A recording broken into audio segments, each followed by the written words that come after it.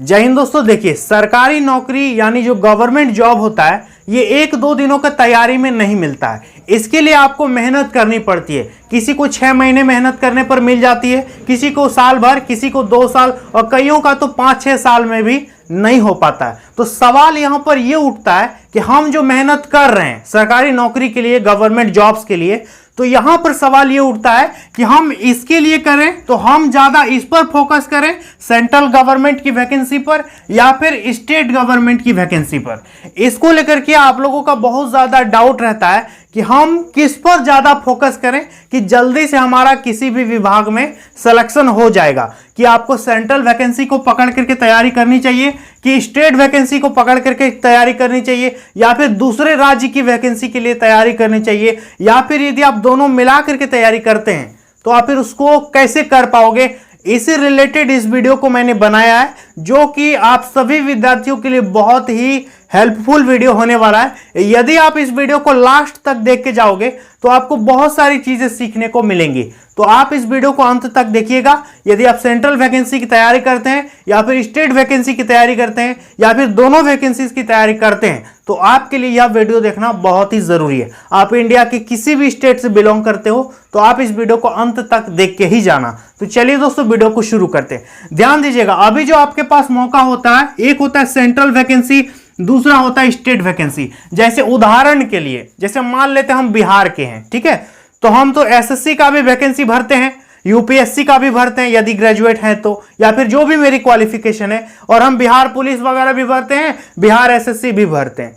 तो मेरा सिलेक्शन होने का चांसेस कहां पर ज्यादा है, किस पे मुझे फोकस करने की जरूरत ज्यादा है। यदि आप यूपी के हो, झारखंड, अरुणाचल प्रदेश, तमिलनाडु, कहीं के भी स्टूडेंट हैं तो कोई दिक्कत नहीं, आपको हम बहुत ही अच्छी तरह से यहां पर समझा देंगे। देखिए, सबसे पहले बात करें पोस्टिंग। स्टेट वैकेंसी और सेंट्रल वैकेंसी में जो सबसे बड़ा अंतर होता है वो होता है पोस्टिंग। आप सेंट्रल वैकेंसी भरोगे या स्टेट वैकेंसी भरोगे, सबसे पहले आप अपने अंदर से पूछो कि हम नौकरी कहां पर करना चाहते हैं।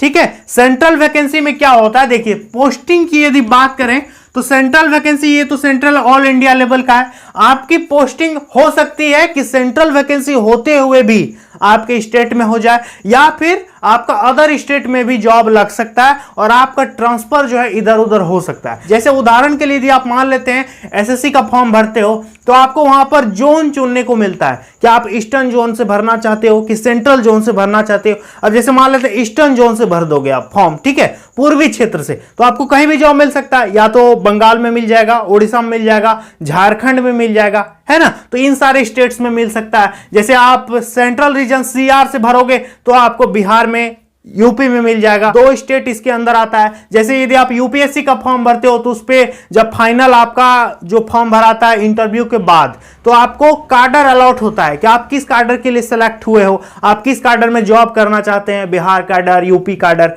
है ना। तो ये होता है। तो आपकी पोस्टिंग जो है सेंट्रल में कहीं भी ऑल ओवर इंडिया में हो सकती है। और स्टेट वैकेंसी की बात क्या है कि स्टेट में आपको स्टेट के ही जिलों में कहीं भी आपका ट्रांसफर होगा, कहीं भी आपकी पोस्टिंग हो जाएगी, ठीक है, मतलब आपको अपने राज्य में ही इधर उधर घुमाएगा। लेकिन सेंट्रल में क्या होता है, आपको हो सकता है आपके स्टेट में भी मिल जाए, अदरवाइज आपका पोस्टिंग इंडिया के किसी भी कोने में हो सकता है। समझ में आ गया, पोस्टिंग भी हो सकता है और ट्रांसफर भी आपका हो सकता है। तो स्टेट वैकेंसी और सेंट्रल वैकेंसी का सबसे बड़ा जो फंडा है वो है आपका पोस्टिंग। इस पे आपका ऑल ओवर इंडिया में कहीं भी होगा, इसमें आपका सिर्फ आपके स्टेट में ही रखा जाएगा, अदरवाइज इससे बाहर आपको कहीं भी नहीं भेजा जाएगा। जैसे हम झारखंड से हैं तो मुझे झारखंड के बाहर कहीं नहीं भेजेगा यदि हम झारखंड पुलिस ज्वाइन करेंगे तो, ठीक है। लेकिन यदि मान लेते हैं आप एसएससी का जैसे जीडी ज्वाइन करते हो या सीआरपीएफ ज्वाइन करते हो या कोई भी मतलब जैसे सेंट्रल वैकेंसीज होता है उसको ज्वाइन करोगे, तो इसकी कोई गारंटी नहीं कि आपका अपने स्टेट में मिलेगा। मिल भी सकता है, नहीं भी मिल सकता, आपका अदर स्टेट में भी जॉब लग सकता है। तो स्टेट वैकेंसी और सेंट्रल वैकेंसी का सबसे बड़ा फंडा क्या है, पोस्टिंग। इस पे आपका स्टेट के अंदर होगा, आपके जिले में ही इधर उधर घुमाएगा, और इस पे आपका राज्य में इधर उधर घुमा सकता है। समझ में आ गया, और नहीं भी घुमा सकता है। देखिए, दूसरा जो अंतर होता है, सिलेक्शन की संभावना किस पे ज्यादा है। तो ध्यान दीजिएगा, सिलेक्शन की संभावना किस पे ज्यादा है। तो देखिए, ये तो सेंट्रल वैकेंसी है। अब जैसे मान लेते हैं बिहार में कोई फॉर्म निकला 20,000 के लिए, ध्यान दीजिएगा, बिहार में यदि कोई फॉर्म निकला 20,000 पोस्ट के लिए, ठीक है। और ऑल इंडिया के लिए कोई वैकेंसी निकलती है, वहां भी 20,000 सीट है। तो अब आप बताइए कि सिलेक्शन आपका होने का पॉसिबिलिटीज कहां पर ज्यादा है, फॉर्म कहां ज्यादा भराएगा। जैसे अभी रेलवे का यदि फॉर्म आ जाता है तो उस पर कितना फॉर्म भराएगा, और यदि यूपी पुलिस का फॉर्म आता है तो उस पर कितना फॉर्म भराएगा। ठीक है, जाहिर सी बात है कि जो सेंट्रल गवर्नमेंट की वैकेंसी होगी उस पे ऑल इंडिया के स्टूडेंट फाइट करेंगे। अब जैसे यूपी पुलिस है तो यूपी के तो लगभग विद्यार्थी उसको भर देंगे, लेकिन राजस्थान वाले, जो बिहार वाले हैं, वो सोचेंगे कि 10% में आएंगे, भरते हैं नहीं भरते हैं उतना कोई दिमाग नहीं लगाता है। लेकिन यदि उसके स्टेट में निकला है, यदि झारखंड के हैं तो झारखंड में निकलेगा तो अब तो हम नहीं छोड़ेंगे। यदि आप बिहार के हो, बिहार में वैकेंसी निकलती है तब तो आप नहीं छोड़ोगे। लेकिन यदि आपका बिहार में जॉब निकला है, वैकेंसी निकला है, तो बहुत कम संभावना है कि अदर स्टेट वाले वहां पर आएंगे। मैक्सिमम जो 90% स्टूडेंट होंगे वो उसी राज्य के विद्यार्थी होंगे। समझ में आ गया। तो सिलेक्शन का पॉसिबिलिटीज आपका कहां पर ज्यादा है, तो आपके अपने स्टेट में।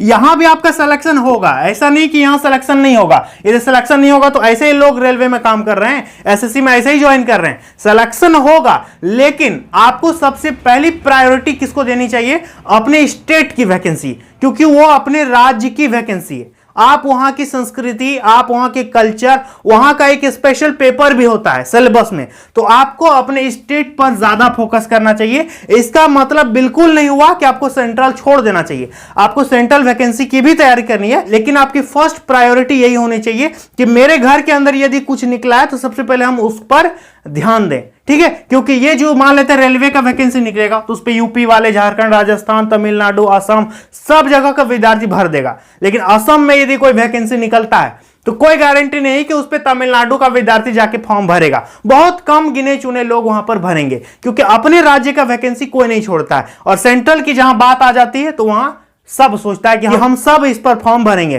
तो संभावना दोनों में है आपका जॉब लगने का, लेकिन स्टेट वैकेंसी में आप ज्यादा ध्यान दीजिए। यदि आप दोनों की तैयारी करते हैं तो आप स्टेट वैकेंसी पर अपना फोकस दे सकते हो। ठीक है, अब बात करें दोस्तों, ध्यान दीजिएगा सैलरी। तो सैलरी में क्या अंतर रहता है, देखिए राज्य सरकार भी लगभग उतना ही सैलरी देती है जितना सेंट्रल गवर्नमेंट देती है, ज्यादा इस पे अंतर नहीं रहता। आप दोनों की वैकेंसी को सैलरी के हिसाब से डिवाइड नहीं कर सकते, सैलरी के हिसाब से तुलना करना गलत होगा। इसलिए सैलरी आप मत देखिए कि सैलरी किसमें ज्यादा है किसमें कम है, लगभग सैलरी दोनों में इक्वल होती है। आपको 7th पे, 6th पे, जो भी है ग्रेड पे वगैरह सब अच्छा रहता है। स्टेट वैकेंसी में होता क्या है कि आप अपने राज्य में रहोगे, और सेंट्रल वैकेंसी में होगा कि आप अपने राज्य में भी रह सकते हो, अदरवाइज आप इंडिया के किसी भी कोने में जा सकते हो। समझ में आ गया। तो सैलरी डजंट मैटर, आपका सिलेक्शन इस पे सैलरी को देख करके आप इन दोनों में डिफरेंस मत करो, तो सैलरी को छोड़ दो। इसके बाद बात करें कि किसको भरना चाहिए, किसको भरना चाहिए। देखिए हम दोनों तरफ लिखें तो देखिए किसको भरना चाहिए। सबसे पहले तो आपको भरना चाहिए अपने स्टेट का वैकेंसी। स्टेट का वैकेंसी यदि निकला है तो आप एकदम भर दीजिए, उसको तो छोड़ो ही मत। ठीक है, और यदि सेंट्रल वैकेंसी निकला है तो इसको भी मत छोड़ो, बट अपने घर की वैकेंसी को आप कभी मत छोड़ना। तो आपकी फर्स्ट प्रायोरिटी क्या होगी, स्टेट वैकेंसी को आप कभी मत छोड़ो, क्योंकि यदि यहां पर आपका 10 प्रतिद्वंदी है तो यहां पर आपका 1000 प्रतिद्वंदी है। ठीक है, क्योंकि इस पे कंपटीशन थोड़ा सा ज्यादा होगा। अब जैसे मान लेते हैं बिहार का कोई एग्जाम हो रहा है तो उसमें बिहार का एक स्पेशल पेपर होगा। अब मान लेते हैं हम तमिलनाडु के स्टूडेंट हैं, तो मुझे तो बिहार के विद्यार्थियों की तुलना में कम ही ज्ञान होगा बिहार के बारे में। ये तो जाहिर सी बात है कि यदि हम झारखंड के हैं तो राजस्थान वाले को झारखंड के बारे में मुझसे ज्यादा ज्ञान नहीं हो सकता, क्योंकि हम यहीं के हैं, हम यहाँ की संस्कृति कल्चर से परिचित हैं। मेरा एक स्पेशल पेपर है यहाँ, तो मेरे घर में ये वैकेंसी निकली है तो मेरी यहां सिलेक्शन होने की संभावना ज्यादा है। तो ऐसा मैं बिल्कुल नहीं कह रहा हूं कि इसको आप छोड़ दो, सिर्फ इसी को भरो, वैसा बिल्कुल मेरा यह मोटिव नहीं है कहने का। ठीक है ना, हम क्लियर बोल दे रहे हैं, हम बिल्कुल ऐसा नहीं कहना चाहते कि आप इसको छोड़ दीजिए, इसको भरिए, लेकिन स्टेट वैकेंसी को आप ज्यादा प्रेफर दीजिए। यहां पर कॉम्पिटिशन इसकी तुलना में कम है। अब आप कहोगे कि कभी देखो भर के बिहार का, यूपी का कितना कॉम्पिटिशन है। कंपटीशन तो है, बहुत ज्यादा है, लेकिन यदि इसकी तुलना की जाए तो तब तो कम है ना। इसकी तुलना करो तब तो इस पे कम है। कंपटीशन इसमें भी भयानक है, इस पे भी भयानक है, लेकिन इसकी तुलना में इस पे कम कंपटीशन है। समझ में आ गया। तो किसको भरना चाहिए, पहले आप इसको भरिए, दूसरे में आप इसको भरिए। ठीक है, सेंट्रल वाले को। समझ में आ गया। इसके बाद बात करें कि अन्य राज्य में क्या आपको अन्य राज्य में भरना चाहिए। देखिए सेंट्रल वैकेंसी जो निकलती है वह आपका कहीं भी आपका पोस्टिंग होगा। जैसे सेंट्रल वैकेंसीज में मान लेते हैं आपका निकला है तमिलनाडु से वैकेंसी, तो आप कहीं के भी विद्यार्थी हो आप जा सकते हो वहां पर, क्योंकि सेंट्रल वैकेंसी है। लेकिन राज्य वाला जो वैकेंसी होता है, अब मान लेते हैं हम झारखंड से हैं, बिहार में फॉर्म भरेंगे तो मुझे कितना मिलेगा, 10% सीट में मुझे लड़ना पड़ेगा, हम यूआर में हो जाएंगे, जनरल कैटेगरी में कहलाएंगे। लेकिन सेंट्रल वाला जो वैकेंसी होता है उस पर आपका कैटेगरी लॉस नहीं होता, आप ओबीसी हो तो ओबीसी ही हो, एससी हो तो एससी हो, एसटी हो तो एसटी हो, आपका मतलब कैटेगरी यहां पर नहीं छीनेगा। लेकिन यहां पर जो आपका कैटेगरी छीन जाएगा अन्य राज्य में यदि जाओगे, ठीक है। जैसे मान लेते हैं राजस्थान के कोई विद्यार्थी है, यूपी में फॉर्म भरेगा, राज्य का वैकेंसी दूसरे राज्य का विद्यार्थी आके भरेगा, तब वो 10% में आ जाएगा, वो जनरल कैटेगरी कहलाएगा। लेकिन सेंट्रल वैकेंसी निकलेगा तो आप ओबीसी हो, जनरल हो या कुछ भी हो, जो आपका कैटेगरी है वो वही रहेगा, वो लॉस होने वाला नहीं है। समझ में आ गया। तो अन्य राज्य में आपको आरक्षण कितना मिलता है, 10% का, ठीक है। इसके बाद बात करें सिलेबस। देखिए सिलेबस क्या है दोस्तों, देखिए इसका और इसका सिलेबस में एक ही अंतर यह होता है कि स्टेट वैकेंसी में एक पेपर आपका अपने राज्य का होता है, जो कि सबसे बड़ा प्लस पॉइंट है, और यही आपको सिलेक्शन दिला देगा। बाकी सेंट्रल वैकेंसीज में जो सिलेबस होता है normal GK, GS, math, reasoning वगैरह, वो तो रहता ही रहता है, जिसपे सब फाइट करेगा। लेकिन स्टेट वैकेंसी में क्या है, यदि आप राजस्थान का भरोगे तो राजस्थान से संबंधित क्वेश्चन उस पर एक अलग पेपर होगा, झारखंड का भरोगे तो झारखंड का मतलब अलग सिलेबस रहेगा, झारखंड से ज्यादा क्वेश्चन पूछेगा। तो ये आपका एक पेपर आपका एक्स्ट्रा यहां पर होता है, सिलेबस में आपका यहां पर दिया जाता है। समझ में आ गया। तो ये होता है अंतर स्टेट वैकेंसी और सेंट्रल वैकेंसीज में।